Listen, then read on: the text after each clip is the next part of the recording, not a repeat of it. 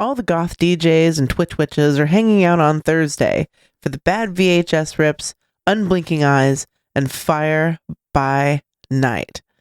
Thetans and Satans comes from an interest in the cult of Scientology, moral panics, Satanism, and how they set the tone for the extremist social media panics of today. We really earn our Weird Left Twitch badge with this show, watching the world go red light in reverse every Thursday at 9 p.m. Pacific on twitch.tv/EchoplexMedia. Find our full schedule at echoplexmedia.com.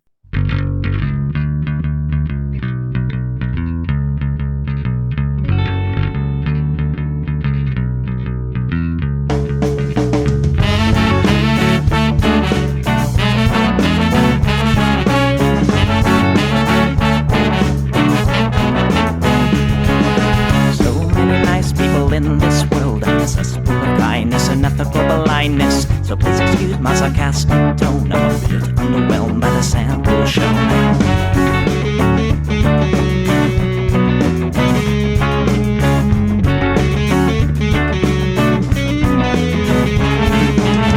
Mr. Bistro fraternity guy, you got my ass for bloodshot eyes. Get drunk and fight every night.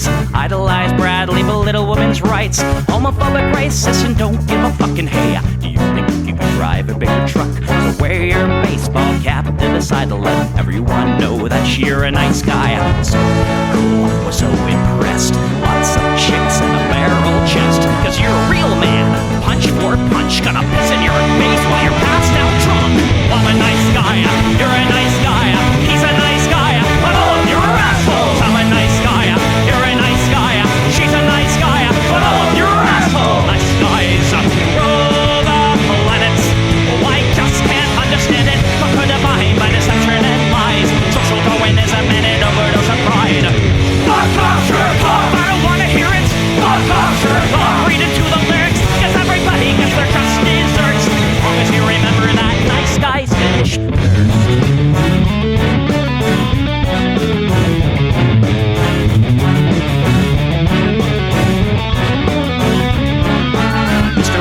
You're next on the list. Such a nice guy who speaks through his fists. Prick with a penchant for messing with heads. A broken nose for dinner and breakfast in bed. Alcoholic, paranoid, and suicidal too. But you'll probably kill her before she gets away from you. She lives in a blue, letting her cry. All your friends say that you're a nice guy. Have a drink, this one's on me. Look, you're doing fine, losing to your disease. Comatose, I'll pack your bags. Bury you like Katrina. I'm a nice guy, you're a nice guy. We're all nice guys, but all of you are assholes. He's a nice guy, she's a nice guy. Hey, Tom Bone's a nice guy. All of you are assholes. Nice guys rule the planet. The public demented. Put a body by deception and lies. Social Darwinism and an overdose of pride. Fuck off, jerk off. I don't wanna hear it. Fuck off, jerk off. Read into the lyrics. So let the parties build quench your thirst. As long as you remember that nice guys finish first.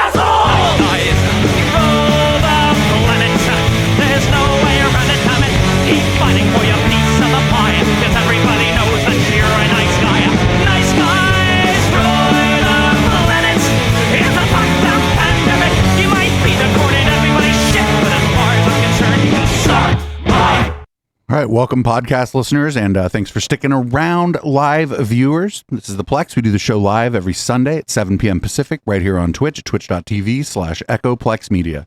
Go to echoplexmedia.com, click the support tab, find ways to support this project. I think the swag shop is the best way, but you can, do what you feel. Do what you feel.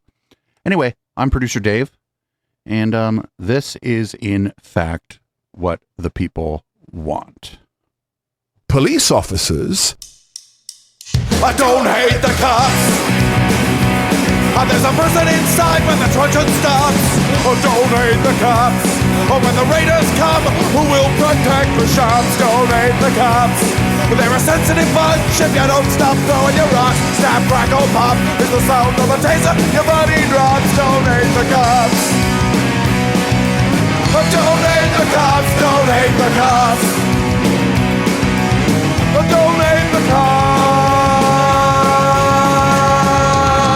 Like your local police, 'cause they don't do nothing wrong. Like your local police got rid of the corruption and the racism is gone. They've been keeping the peace, keeping homeless folks out of the parks and malls. Got a cure for your social disease.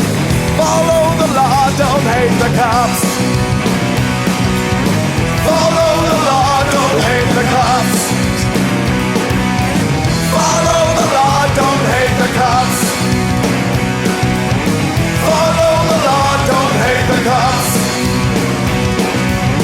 Follow the law, don't hate the cops.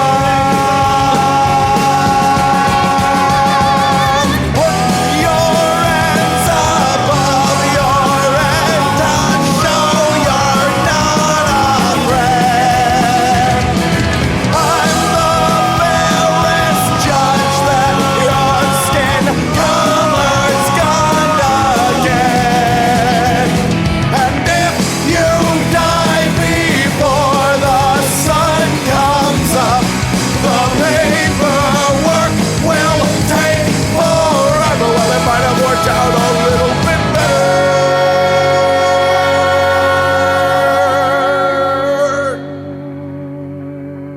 if you didn't hate the cops. 'Cause they don't do nothing wrong. Don't hate the cops. You can't blame them for just doing their job. Don't hate the cops. Well, you gotta wonder how much would it cost for you to be shot at and stabbed at by maniacs and drunks. Don't hate the cops. Don't hate the cops. Don't hate the cops. Don't hate the cops. Don't hate the cops. Don't hate the cops. Don't hate the cops. Don't hate the cops. Don't hate the cops.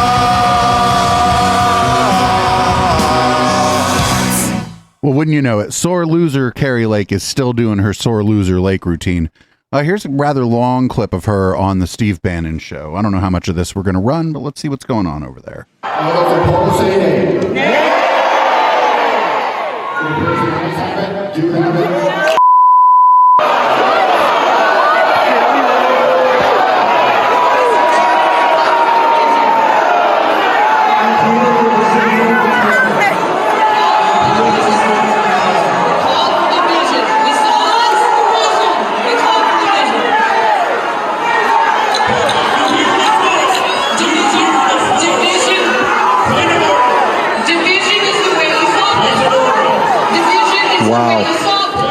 Okay.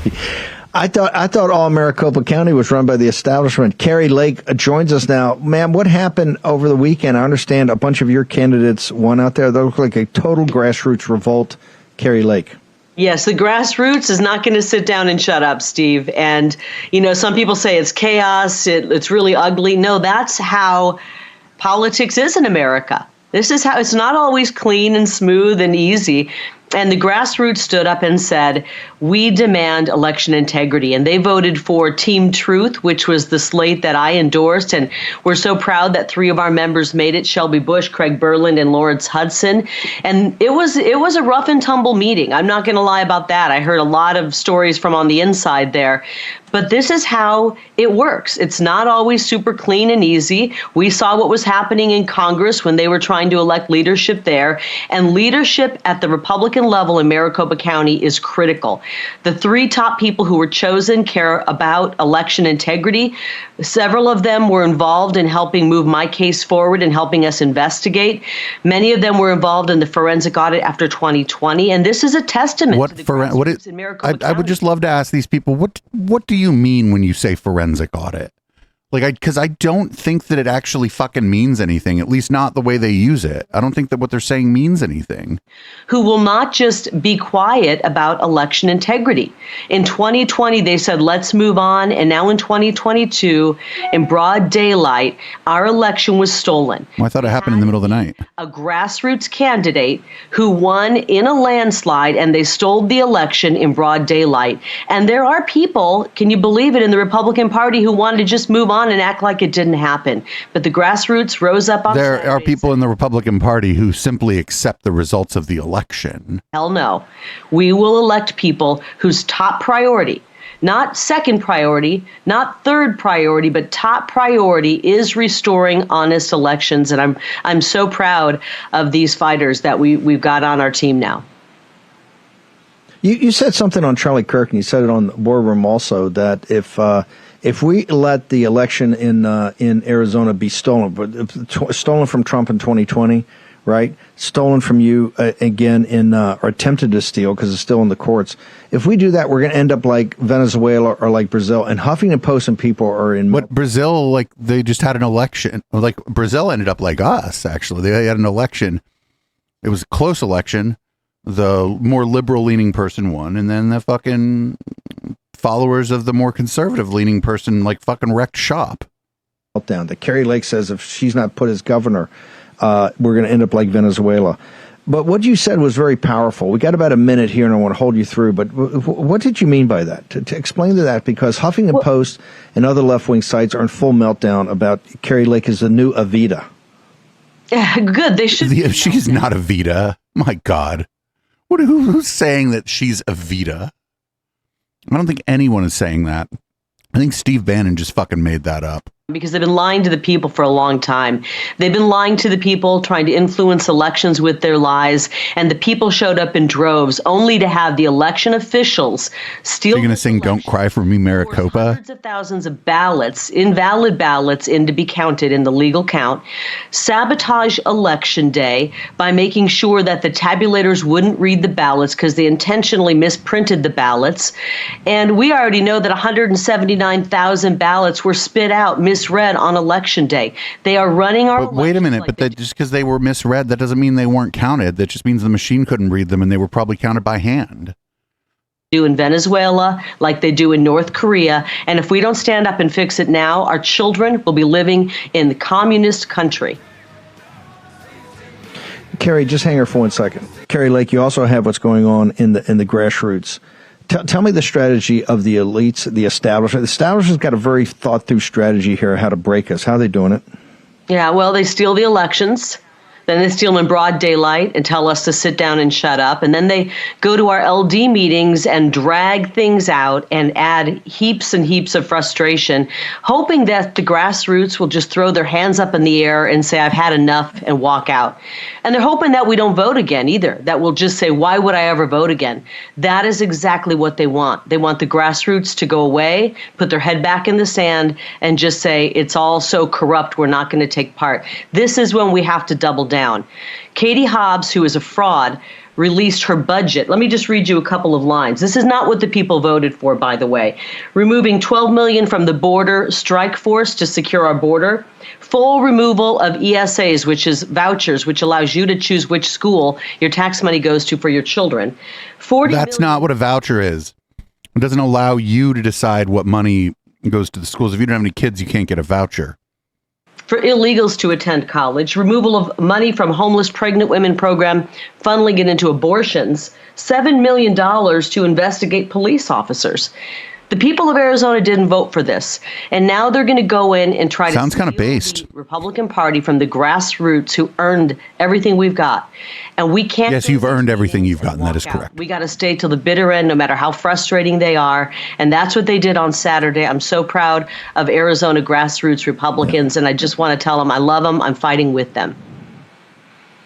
Carrie, we're going to have you on tomorrow when the defense has to put forward this appellate court thing. But how do people today get to your site? How do they get to you on social media? Thanks. They can go to Carrie Lake, Karilake. I'm on Getter, Twitter, you name it. Or you can go to SaveArizonaFund.com. This is where you can find out more about our law. You can find out about our donate button. In the appellate court in Arizona, we're going to take it to the Supreme Court. Hobbs's defense comes in tomorrow. We'll do a full analysis with Carrie and the team. Carrie Lake, honored to have you on here. Thank you, ma'am. Carrie Lake is cooked. She's done. The whole thing's over. The election's been over for such a long time. All she's doing here is trying to raise money. She's trying to raise money and like maybe to run again, but mostly probably just to raise money. For probably herself, if I had to wager a guess.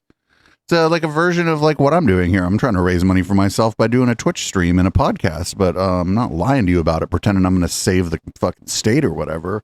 My God. All right. Wendy Rogers of Arizona. She is, I believe, in the state legislature, one of the state legislatures, or she may no longer be there. I don't know. I think she won her reelection.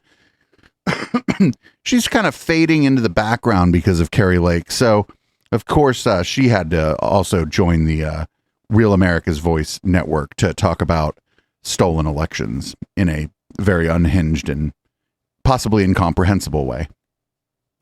You know, I hate to be the Debbie Downer here, but I wonder if it's because some of those senators know those bills will never get passed because they've got a governor in the White House, a governor in the mansion there that will never sign them, so that gives them cover to go ahead and support it knowing it'll never go through. Well, they also realized that they were sent to the Arizona Senate to represent their constituents, irrespective of whether or not the resident in the governor's seat signs the bills. And oh, by the way, I'm a cockeyed optimist.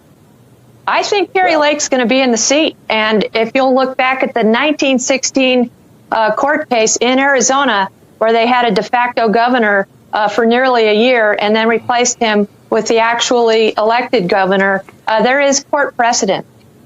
Well, Wendy Rogers, I hope you are right about that. That would be just amazing. It would be great for Arizona. I promise you, here's my deal. I will come out. I will buy you and your husband and Carrie Lake a steak dinner on me, and I'll be happy to celebrate that when it happens.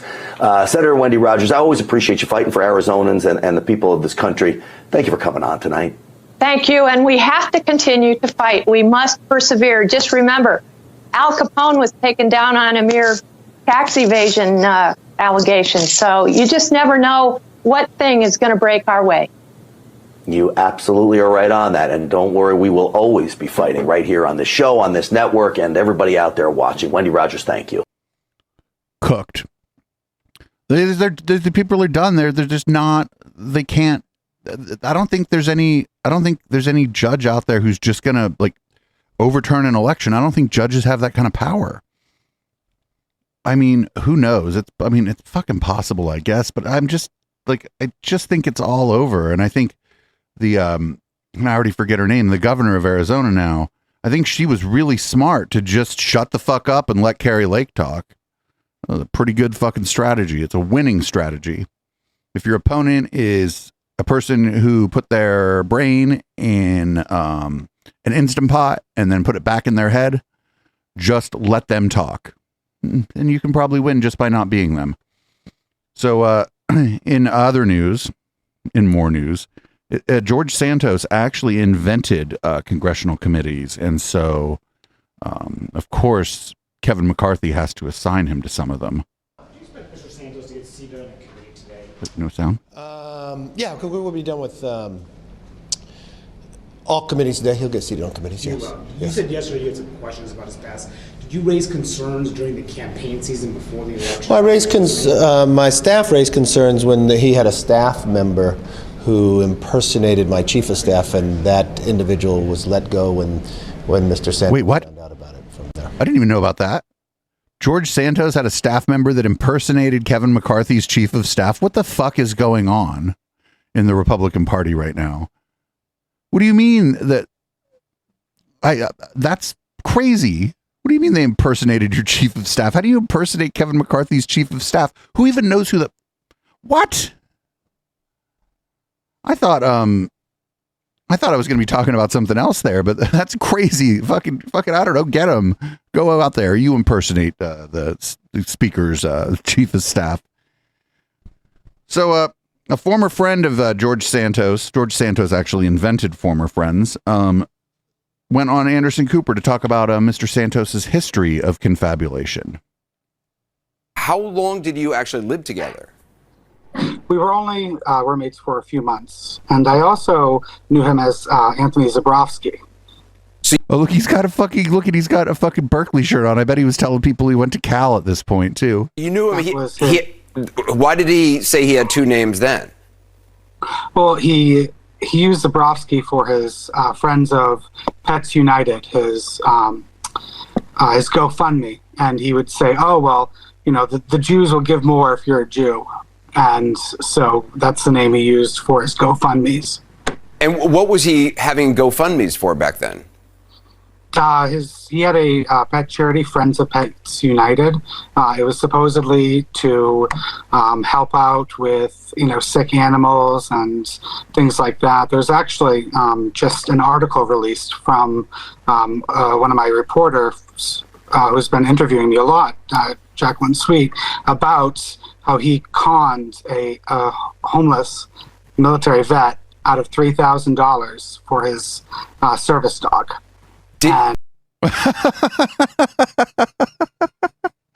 Oh man, George Santos is going to be the gift that keeps on giving. Also, the inventor of gifts, George Santos. So we're going to move on to some Hannity. Sean Hannity and his guests are going to talk about the U.S., the UN, and communism. Why a penny to the World Health Organization? Why don't we let China have the UN? They can keep it. They can pay the $7 billion a year that we're paying. Well, if these international organizations don't have U.S. influence, I'd say, generally speaking, more Western democratic influence, we know what's going to happen. China, Russia, Iran, North Korea, those are going to be the countries that are in charge of the world, not us. We're the leader of the free world. It's our responsibility to take part in these. I would never say that they are well managed. You think that these organizations are having any positive impact, that the American people are benefiting from the billions of dollars that our government wastes on these globalist, socialist organizations?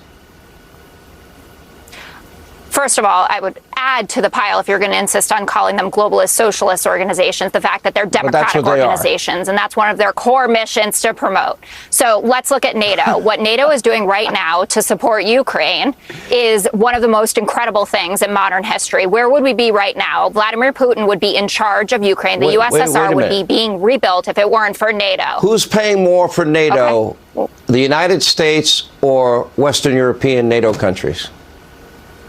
We are. We are paying more. I would never. No, I said we are. But yeah, everyone. This is like the host of a show on Fox News that they're doing this to. This is amazing. First of all, lady, you seem like you probably have marketable skills. Go work somewhere else. These people are monsters. We have more money than them to contribute. And I'm not saying that we can't reassess how much we do contribute to these organizations. Tell that to the middle class and poor that are struggling. Western Europe is a capitalist set of countries, too. That poor lady. She had to go on the fucking Hannity show and deal with those fucking idiots. Oh, man, I hope the fucking money is worth it, lady. I hope the money's worth it, because you could be working somewhere else. Seems like you know your shit. Anyway, here's what passes for civil debate on the Hannity show. He had a guest on, a liberal guest, to a debate. And, well, let's see how it goes. As a Democrat, can you be intellectually honest enough to admit there's a double standard? Well, first of all, you're mixing a lot of different stories here. Let's start with Hillary Clinton. They're all the same. It's about three different people with top secret classified information and the treatment of the three. So focus. You can keep up. You're right. You're not answering my general question.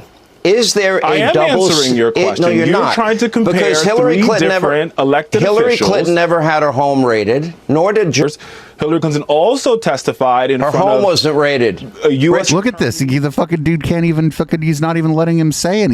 He's like, here's my questions, but these aren't questions now, are they?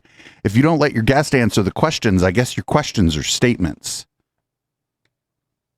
Keep up. Her home wasn't raided. Trump's was. Keep up. Mr. Fowler, let me refresh you. Fucking walk off, dude. Just take your mic off and be like, well, fuck you. Just leave. Just walk off, dude. We don't have a lot of time. Sure, if you please recall, do. before I the know the facts raid, here, Sean. before the raid, the FBI was in the very room where those classified documents were found. They were there. But this is not about the FBI. Hang on. This is about the They National were there. Archives. They didn't need to write letters. They saw it all. They could have taken it with them that day. But this is they chose Yeah, but not this is to. not- They asked for a padlock. They got the padlock, and then comes the raid anyway. Be clear. The FBI, a federal judge. A federal judge issued a subpoena, and the subpoena was served. It was not a raid. Under Democratic administrations, they only raided one president or one presidential candidate, and that was Trump. And the other candidates got different treatment. Because That's not equal he was justice not raided. He was or served equal a subpoena. It was application not of a our raid. laws, and that's not good for this country. But it was not a raid. But Let's use I the right appreciate you language being here. with Fact us. patterns and language matters. When we come back, Good to hate see you, speech Sean. laws are. He's like, here's the question, don't answer it, I'm going to talk over you. Here's the question, don't answer it, I'm going to talk over you. Like, it's fine, like, whatever. I'm kind of combative if people come in here, like, if they want to come in the Discord and disagree with me. And I do cut people off, but I cut people off if they're repeating themselves or word salading, changing the subject, trying to run a gish gallop on me, that kind of stuff. But I don't ask them a question and then after like 3 words in, like, fucking talk right over them. Like, even I don't do that. So here we go. In Nobody to Root For, we have the New York City Police Chief versus Caitlyn Jenner. They're talking about the thin blue line flag. And in this case, the New York City Police Chief, I think, has the right point of view. He's just kind of a scumbag. While the LAPD banning the pro-police thin blue line flag from the department's public areas, all because of a single complaint that claimed the flag represents, quoting here, violent and extremist views. Yes, it's a police brutality flag. LA's police chief was quick to wave the white flag, agreeing that the thin blue line had become too controversial. The ban outraging thousands of officers who say the force is already suffering because of low morale. Let's bring in Caitlyn Jenner, former California gubernatorial candidate and a Fox News contributor. Caitlyn, it's always great to have you on. 10,000 members of the LAPD, which is pretty much everybody, disagree with the chief on this. You would think this time in history the chief would want to back up his officers.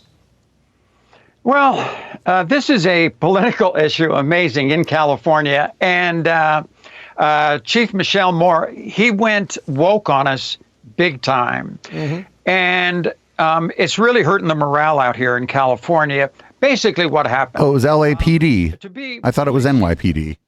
My mistake. He's an appointed position. He was appointed in 2018 by Eric Garcetti, and now he's up for reappointment.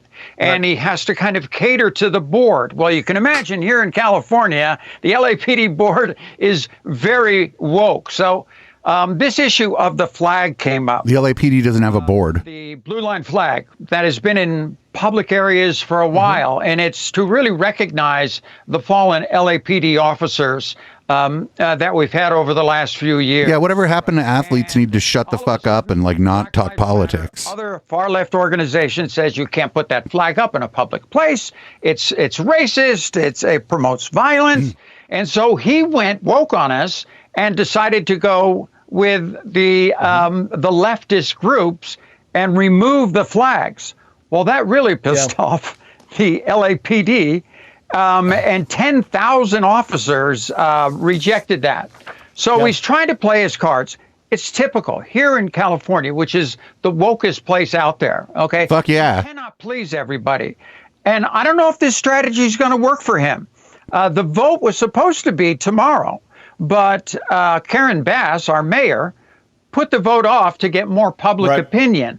And obviously they're getting some public opinion right now. So we're going to see if he's going to be able to retain his position as police chief. And here's what his position is, Caitlyn, very quickly. He said this to Fox News Digital. We received a community complaint of the presence of a blue line flag with the view that it symbolized support for violent extremist views, such as those represented by the Proud Boys and others. It's unfortunate that extremist groups have hijacked the use of the thin blue line flag to symbolize their undemocratic, racist, and bigoted views. I checked. Yeah, nobody to root for here, because the thin blue line flag was always a political statement. And it's almost universally used to suggest that without police violence, you would be suffering violence at the hands of your neighbors or whatever. And so it's like an overtly political message. And the police are supposed to be apolitical or whatever. I know they're not, but it's an overtly political message, and they can fucking fly it. The cops can fly it on their fucking front porch and whatever. They can fly it on their doorstep. They can put the fucking symbol on their personal car, do whatever, but don't put that shit on your uniform or on your cop car. There is no wide evidence that this flag has been hijacked by these extremist groups. It's just not true. So he's flying this false flag up the pole. Well, he thought he had a quip there. Out here in California, they're going to decide what they want this flag to mean, and not what it really was meant to mean, and that was to remember the fallen officers here in the Los Angeles and LA. That is not what the thin blue line flag means. Even the charitable interpretation is that the police are a line between you and the criminals. It does not mean to remember the fallen officers. That's not what it means.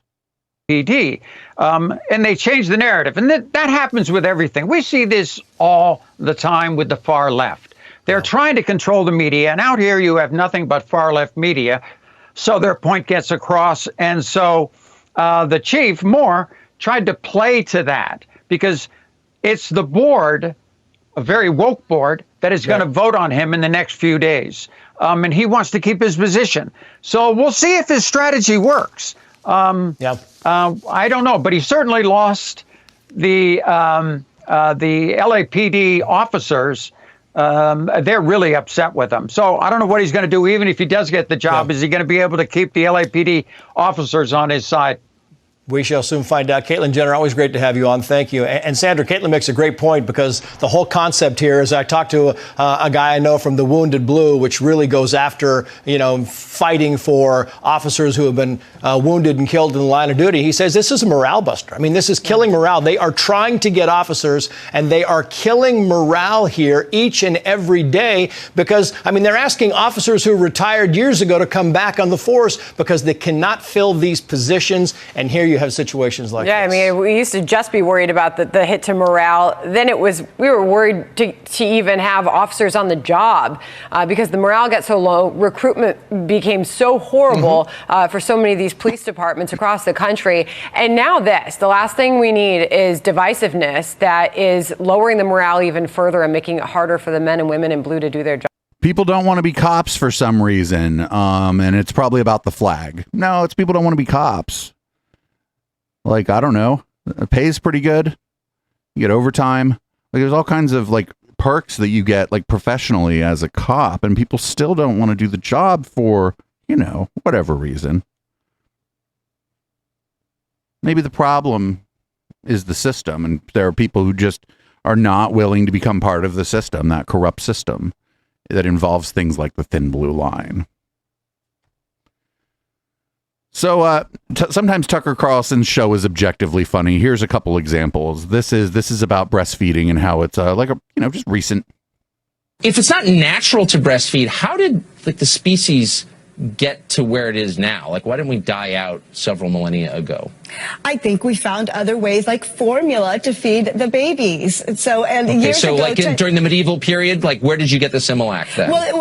Yeah, exactly. I'm not quite sure. But this breastfeeding phenomenon has been going on for the last 10 years. Our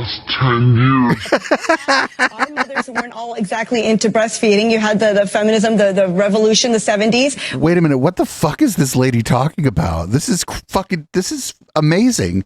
Did you know that breastfeeding is a feminist thing from the last 10 years, but it also goes back to the feminist movement of the 70s? Men did not breastfeed like they do nowadays. So breastfeeding has not always been the answer. Feminists, as usual, are helping to obscure biological realities because they don't like them. And that's an attack on science, and I'm against that. It's a study that's just saying it's inappropriate to say that breast milk is the only natural way to feed a child. A man could naturally feed a child in other ways. Actually, a man can't naturally feed a child. A man can't produce formula. It's the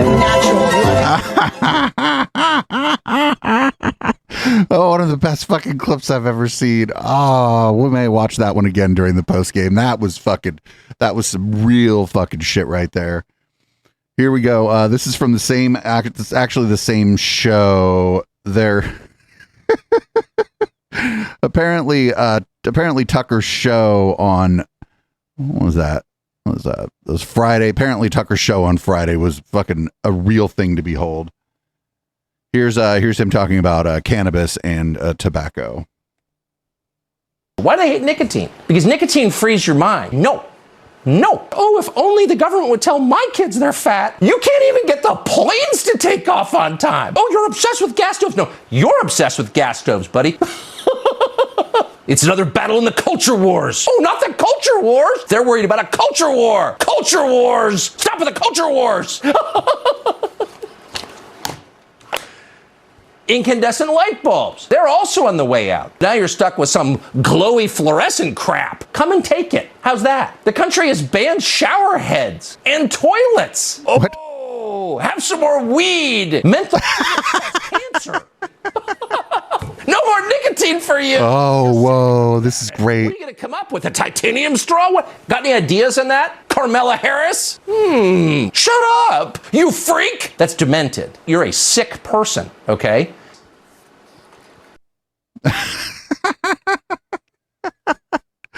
Oh, I don't know. That first clip was way better with the breastfeeding. We just started doing it in the last 10 years, but the fucking thing about, oh, don't smoke this, smoke that. Well, yeah, actually, I would suggest that people, if they're going to smoke one or the other, should in fact smoke cannabis. It has less negative health impacts than tobacco. And I say that as a person who sometimes smokes tobacco and sometimes smokes cannabis.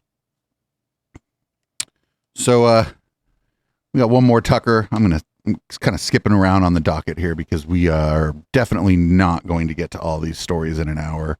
Here's Tucker asking some questions about South Africa, and we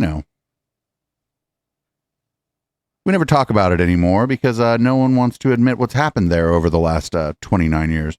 29 years ago, South Africa abolished apartheid, just in case anybody was unaware of that.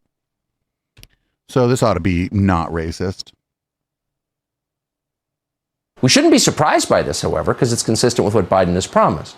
Has promised since the day he got into office. And the promise was that race-blind justice, which is the entire foundation of the rule of law in the West, has been for centuries, is done.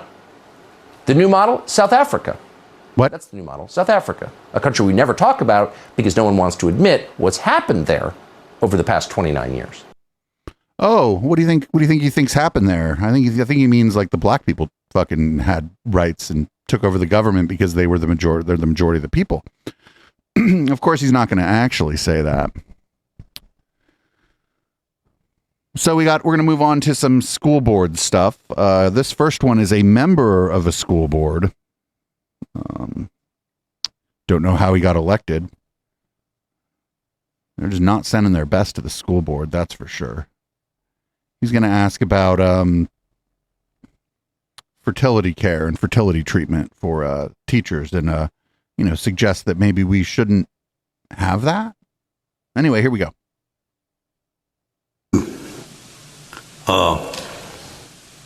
Then we're looking at once an employee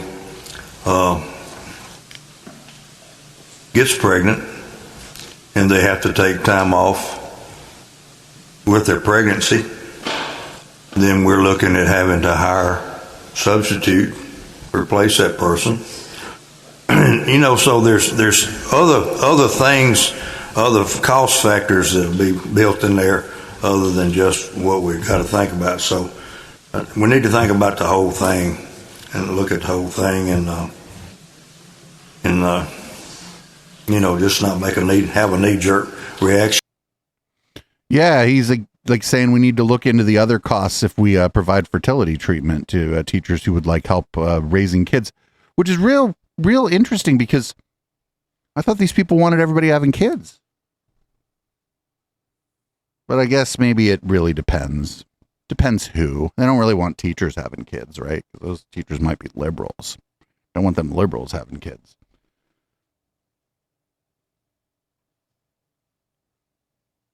Oh no. Here's Father loses it at school board over book discussing bestiality, allegedly available to 7-year-old daughter. This morning, I accessed a book. I can assure you that this book has been approved and is accessible to my daughter, the one that's 7 years old. By the way, I have accessed this book. I'm going to read you a little passage from this book because if it's good enough for her to access it, it's good enough to be read over here. And this book is approved according to the Waterloo District School Board for grade 4 to 5 reading level. He could have been an active homosexual, but lacked the courage. Bestiality did not occur to him, and sodomy was quite out of the question, for he did not experience the stain and could not endure the thought of somebody else's. And since he was too different to confront homosexuality, and since little boys were insulting, scary, and stubborn, he further limited his interest to little girls. They were usually manageable and frequently seductive. But someday I will die. I was always so kind. Why do I have to die? The little girls are the only things I'll miss. Do you know that when I touched their and bit them just a little, I felt I was being friendly? That's The Bluest Eye, a book that my daughter can access. The Bluest Eye. Yeah, I don't know. I don't know enough about that book, but I don't know. It just seems like people are going to the school board. Like, I don't know. Should the school library have that book? Maybe, maybe not. Who knows what the point of the book is? Like, he didn't tell us anything what the point of the book was. I don't know. But yeah, I thought, freedom of speech and all that. So you knew we were going to talk about it. There was a bit of a fight this week, bit of a dust up in the conservative media space. And it was between the Steven Crowder and probably his dad and Ben Shapiro and the people at the Daily Wire. So let's take a look at a few clips here. But for the first time, I have to say that I believe many of those in charge in the right-leaning media are actually at odds with what's best for you, the viewer, the customer, and more importantly, the country. We here at Mug Club, we thought that we were all in this together, that we were fighting the media, entertainment, industrial complex. We thought that we were all genuinely taking it to big tech. But too many of those in charge of the big conservative platforms are verifiably in bed with them. Big tech is in bed with big con. The people you thought, the people I thought were fighting for you, a lot of it has been a big con. Now, I'm specifically avoiding naming names or going after individuals in this video because I genuinely hope that those I'm addressing, and you know who you are, have a change of heart. It's never too late to do the right thing. Guys, this is a genuine plea. We can all do better. We can all do better. It doesn't have to be this way. And please, don't make me have to provide receipts. Oh, the thing is, everybody knew he was talking about the Daily Wire. Everybody knew he was talking about the Daily Wire. So here is Jeremy Boring, which is an unfortunate name. He's going to, I guess, hit back at Steven Crowder, saying that, he's also been funded by lots of people with money throughout his career. And how would we stay in business? And Steven, this is a very important point. Steven, again, I think the most entertaining, talented person in the conservative movement. I think one of the most entertaining and talented people in entertainment generally in the country today. No. Has created a very successful content generation company, a very successful production company.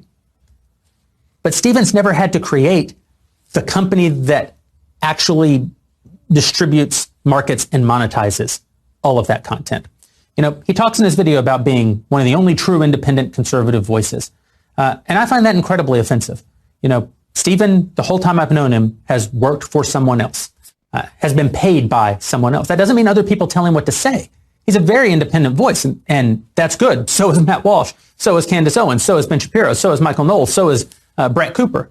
Who's Brett Cooper? But Stephen, as much or more than any of them, a very independent voice. But he's not exactly a self-made man. That's not true. He was paid by PJTV when I met him, which was owned by a billionaire at the time. Then he was paid by CRTV for a number of years, which was owned by a billionaire at the time. Then he was paid by The Blaze, which was subsidized by a billionaire, until Tyler Cardin, one of the real genius businessmen in our movement, turned the company around and made it profitable. During all of that time, Stephen drove a ton of revenue. He's incredibly valuable. I'm not suggesting that he wasn't driving value. He was. I'm only saying he didn't have to build all of that. He didn't have to think about it. And he didn't necessarily have to be profitable. And he doesn't know for a fact that he was profitable because, as he has said very publicly, all those companies, none of them really shared all the information about what was happening with them. So Stephen feels very certain that his show was always profitable, but he doesn't know that his show was profitable. And even if it was, what became of that profit? Most of that profit almost certainly was reinvested into growing the infrastructure and growing the technology and growing the marketing and growing the compliance. That's how business works. This is great. They've got like their not really on-air personality guy on there going after, basically not going after Steven Crowder, but saying, Steven, really? Like, you were funded by billionaires. Like, this guy, by the way, Daily Wire is not an independent organization either. They have financial backing. So here's Ben Shapiro reacting to Steven Crowder's accusations about the Daily Wire. Okay, meanwhile, I would just like to take a moment, speaking of big tech and its suppression of free speech, take one moment to comment on a controversy that has broken out because my friend Steven Crowder, been friends with Steven for a long time, like well over a decade. I was his lawyer when he first signed a contract with Fox, and I've been friendly for a very long time. He put out a video essentially accusing Daily Wire of being in league with big tech. He's accusing us of being in league with big tech because of a term sheet, a negotiable term sheet that we submitted to him that offered to pay him $50 million over 4 years and included provisions that said that if he got booted from arenas that would lose him ad dollars, since we would also lose the ad dollars, then he would lose money as well. This is typically how contracts work. If his show were to start losing money, this is true of my show. If my show loses money and it loses the Daily Wire money, I lose money. And so if Steven had come to work at Daily Wire Plus, it would have been precisely the same thing. Right? That if he had lost money in the ad space and his show had lost money, then he also would have lost money because that's how a joint venture works. Steven interpreted that as somehow misinterpreted. I'll give it the best possible gloss. He somehow misinterpreted that as us attempting to, quote unquote, do the work of YouTube. No. If you want more on that, then you should check out my friend and co-founder, Jeremy Boring's 55-minute video going through every single word of the... Oh, we ain't going to watch that whole thing. ...read on his own YouTube channel. He read certain parts, he didn't read other parts. Jeremy reads literally word for word the entire term sheet and explains every single term therein. I think it is well worth the watch. We should all be on the same side of this thing. I'm encouraging you that you should go subscribe to Steven's Mug Club. I hope that he's very successful in whatever endeavor he chooses to pursue. That does not mean that he happens to be correct about the term sheet we submitted to him, and there is something rather nasty about attacking people who have been friends for over a decade, colleagues, defenders for over a decade, on the basis of your own misinterpretation of a document that offers you $50 million over the course of 4 years. None of these people are your friends. These people you meet as like a creator or whatever, they're not your friends. They're just not. You may end up becoming like real life friends with one or two people if you're in this kind of game. But I don't think Ben Shapiro and fucking Steven Crowder be palling around and shit. These people aren't Steven Crowder's friends, and they shouldn't be. Nobody should be friends with someone like Steven Crowder, I don't think. Not even little tiny dancer Ben Shapiro should be friends with somebody like Steven Crowder. But this is kind of great to watch because Steven Crowder's contract with The Blaze was not renewed, and so he's kind of out there on his own, not getting funding from a major media organization, and he tried to get funding from the Daily Wire, and he just didn't agree to like a simple contract. And instead of trying to be like, well, I don't understand what this means, or can we renegotiate this part of the contract or whatever, he just threw a fit because the first offer they sent him wasn't basically written by Steven Crowder. I mean, so far as I can tell, that's what's going on here. And like, I don't know, him and his dad are doing a really shitty job of negotiating, apparently, because if their version of negotiating is having like a piss baby fit like on the internet about the terms of an agreement that could have been negotiated to change the terms of the agreement, then they're like really poor negotiators. And I say that as somebody who probably isn't the best negotiator myself, but you know, whatever. I'll take that 50 mil for 4 years, Daily Wire, and you could claim to have a voice from the left on your show. It'd be really good for your propaganda campaign and bad for my integrity, but I would take the money because $50 million is worth more than my integrity. I'll fucking cop to that shit. Not the system I want, the system I live in. Anyway, here's Candace Owens on this exciting turn of events. Unrelatable. People are trying to pay for bacon and eggs right now at the grocery store, trying to buy a steak once a week, and you're over here crying because somebody couldn't meet you at $120 million. And it is crying. I don't like it. It was a total bitch move. There are plenty of things that happen across all organizations in the conservative movement where I will say that I empathize with Steven Crowder and saying that sometimes you feel like a cynic, which is like, is everybody selling out? Are people doing this, people doing that? There are a lot of things that Daily Wire has done that I disagree with. There's a lot of things that Turning Point has done that I disagree with. There are things perhaps that PragerU has done that I disagree with. I have worked with all of these companies, right?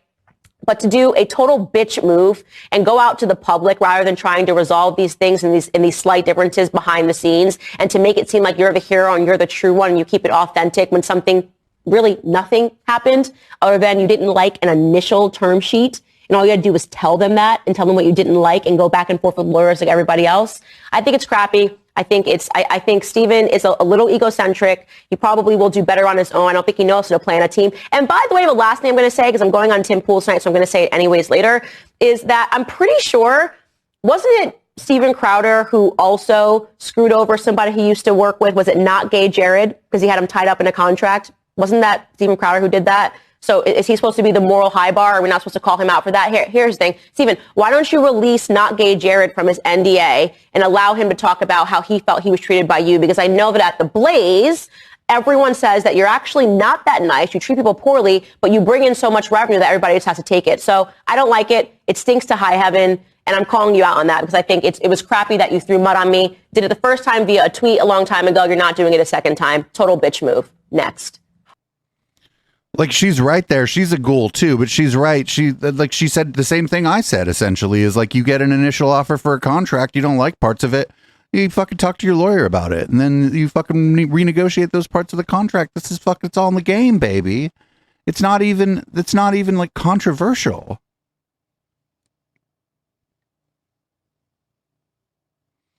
So that's enough of that. But I think that the more shit's going to come out about old Steven Crowder as time goes on. I think he fucking done pissed off a lot of people in that media space.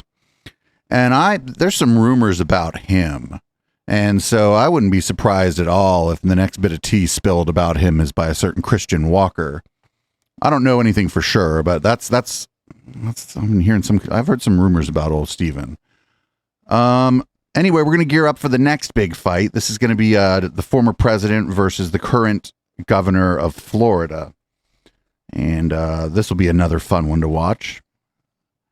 If I had to guess, though, I'd think the current governor of Florida is actually going to win this fight if it comes to it. Those rallies were unbelievable, and he ended up beating Gillum.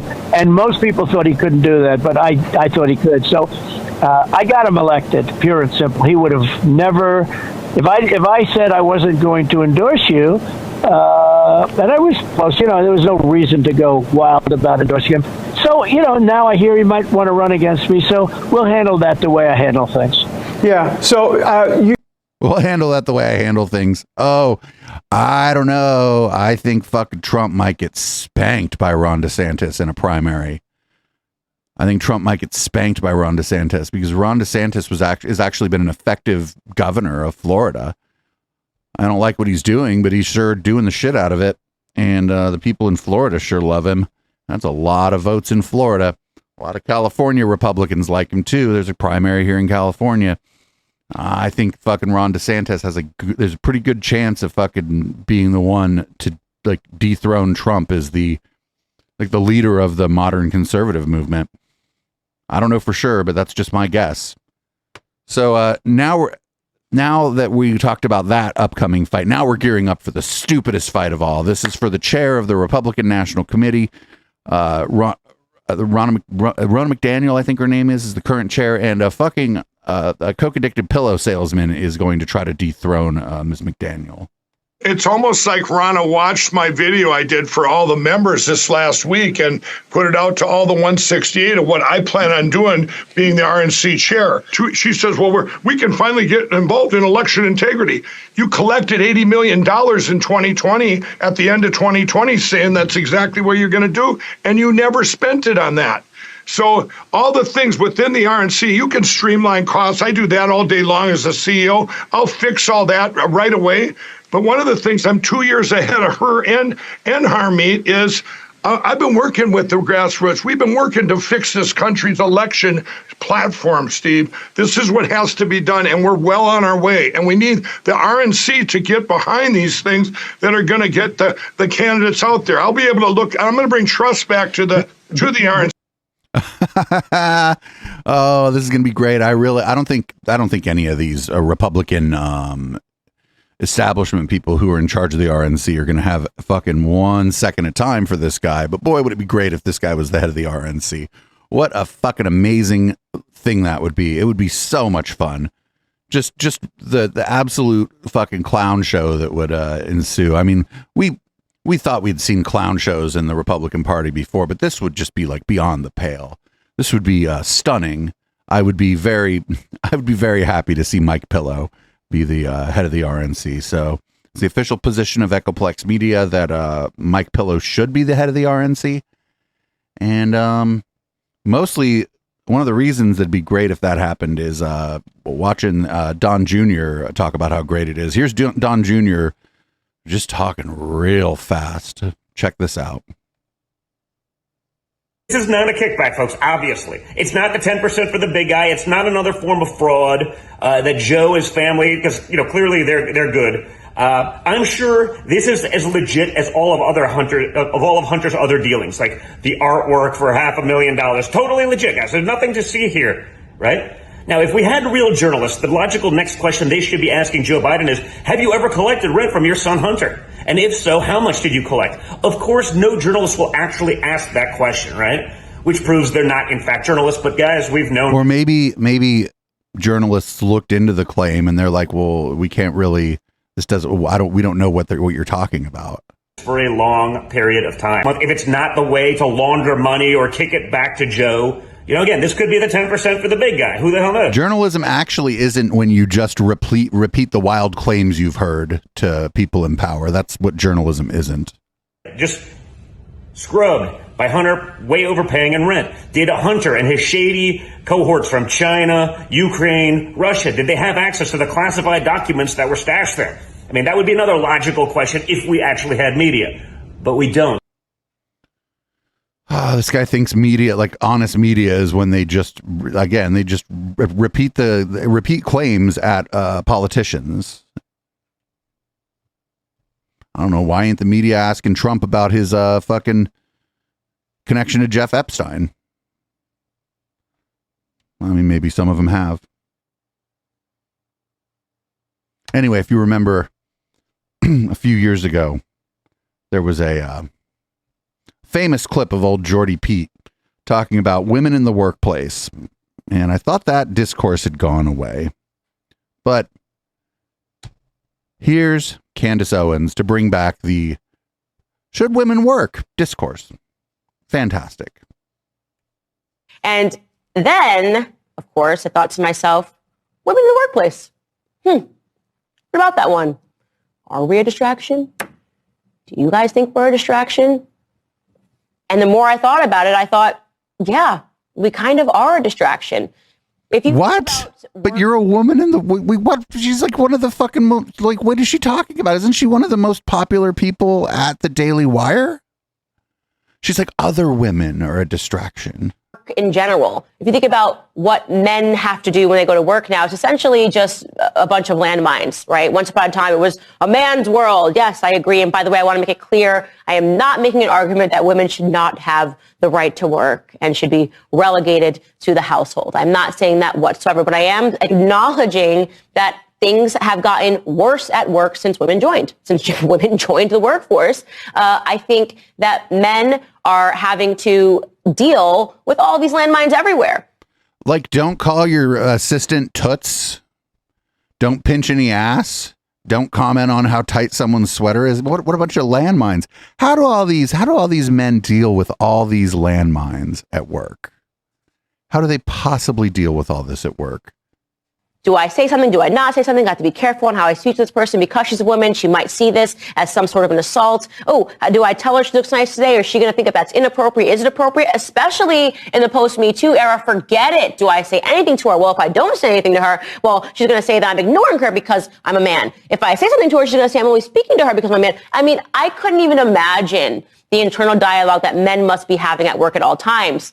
And I laugh because that would be an internal monologue. This year, the Daily Wire had a Christmas party, and I didn't go for separate reasons, but I found out that the Christmas party was dry. And immediately in my head, I didn't say this out loud, but I'm saying it out loud now, I thought to myself, why is it a dry party? Who ruined it? Right?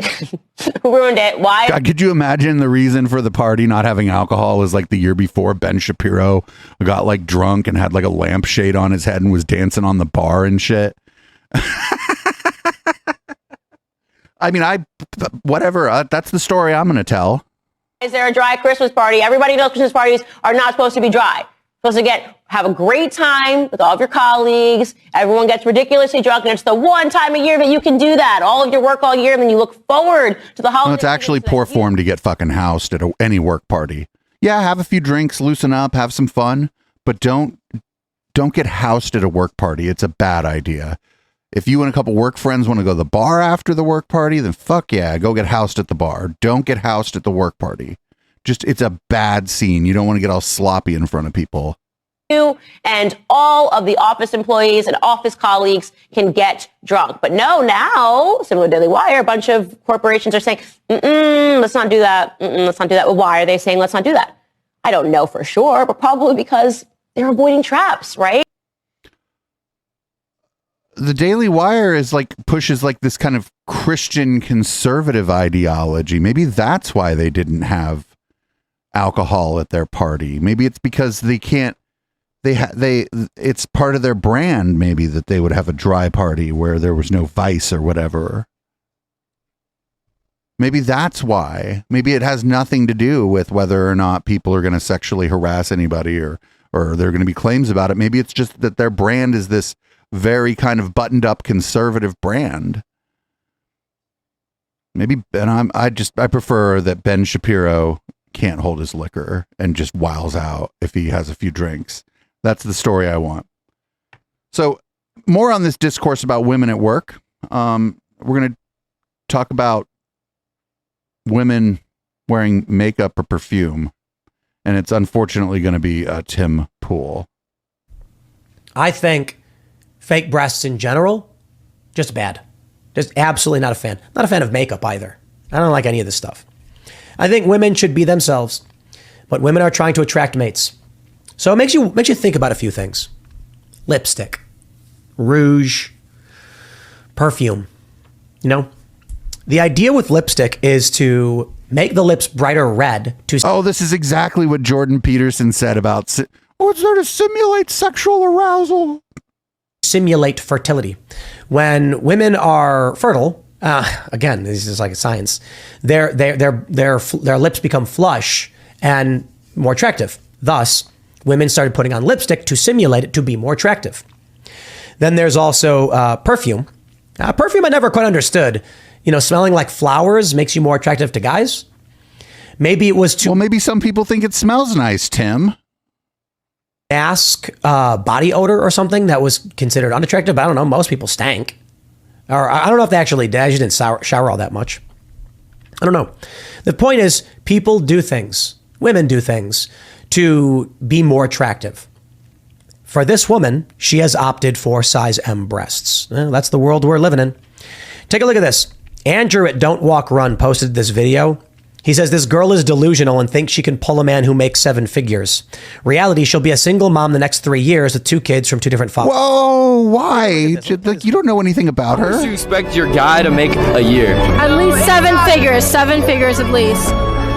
Do you know how difficult it is to make 7 figures? Absolutely, I do. Obviously, we deserve it. 7 figures. 7 figures, both of you. Those gals might be trolling him. She's kind of joking. The point is, this lady on the left, she's a bigger woman.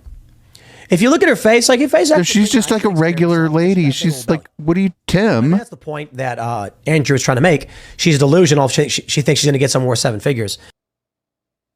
Whoa, dude. Oh my God. Oh, well. We're going to do one more clip. We'll go over a couple minutes on the podcast part of the show, and then we'll go into red light.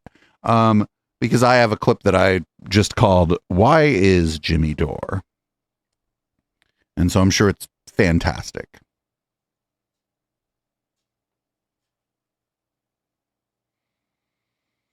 Oh, it's about Greta Thunberg and, oh no. How come you never protest Saudi Arabia or Russia? You only protest Western energy. Why have you never criticized Vladimir Putin or OPEC? Yeah, I've never done that. Never, ever. Will you do so now? Will you condemn OPEC energy? That's a super legit question. Will you condemn OPEC energy? Well, how does someone navigate that? She doesn't know what that is. Now, OPEC is in bed with the West. They're in bed with the petrodollar. They're propping up the United States petrodollar, which allows us to commit genocides and wars all over the world. That is a big pusher of climate change, the military. That's a completely legitimate question. And she just ignores it. Let's watch. Greta, can you condemn every... And then she starts laughing. Like, yeah. That's fucking kryptonite to these people, is to fucking laugh at them. It's smart. Yeah, laugh at these people. Always laugh at these people. They hate not being taken seriously. Like, I'm sorry, you guys. This is you got a shitty spokesperson. Mm-hmm. You got a really shitty, this is your do you think this is going to get it done on climate change? You think acting like a child, which is what she's doing. She's acting like she's 12 years old, not like she's 20 and responsible. She can't answer a direct question about climate change. She also didn't have a press conference and say, I am here to answer your questions. She's like walking down the fucking street. Not one single delegate that's come here on a private jet. Surely that's something you should condemn. She won't. You can do it too. She won't do it. Isn't that, what is this weird? What kind of a weird back and forth is she? This is crazy. Well, yeah, she didn't offer up a press conference, and not for nothing. She's like neuroatypical. Like, maybe she doesn't handle these situations the way you'd like her to. And like, she was just walking down the street, dude. She wasn't like, here, I'd like to take some questions from the press.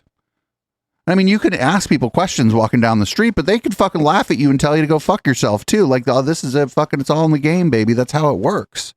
You don't have to I don't have to answer someone's question if I'm walking down the street. It doesn't matter if I'm Greta Thunberg, producer Dave, or like a senator on my way to go get a coffee. Or anybody. You don't have to answer questions, and you don't have to take people seriously when they come to you and try to ask the questions. It is your right as a human being to not take people seriously. And I believe that was someone from Rebel News in Canada too. So it's not like that person is, unknown. It's not like people around didn't know who that person was and like what organization they represent. Like, whatever. Anyway, that's the end of the pod. Thanks everybody for tuning in and hanging out in the chat during the pod. Thanks to those who followed, and thanks Justin for the raid. You can check out patreon.com/echoplex to get the whole show, audio and video, sent right to your email. the day after the show is released. A regular pod without the upfront and without the post game gets put out on like Spotify and everything like 2 days later. And I don't know, go to echoplexmedia.com/support and find other ways to support this channel. I'm going to pour myself a cocktail and turn the lights red, and we'll be back with Red Light.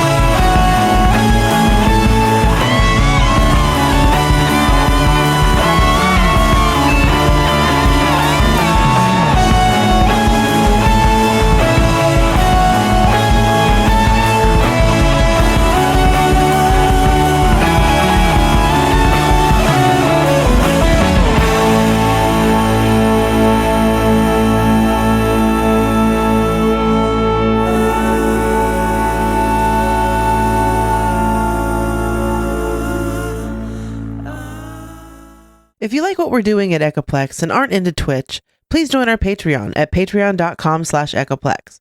For $5, you can get every show from beginning to end sent to you as an MP3, even the stuff we bleep out because it's too spicy for Twitch. Echoplex would not be where we are today if it wasn't for the community support we receive. Find out all the ways you can support the show at echoplexmedia.com/support.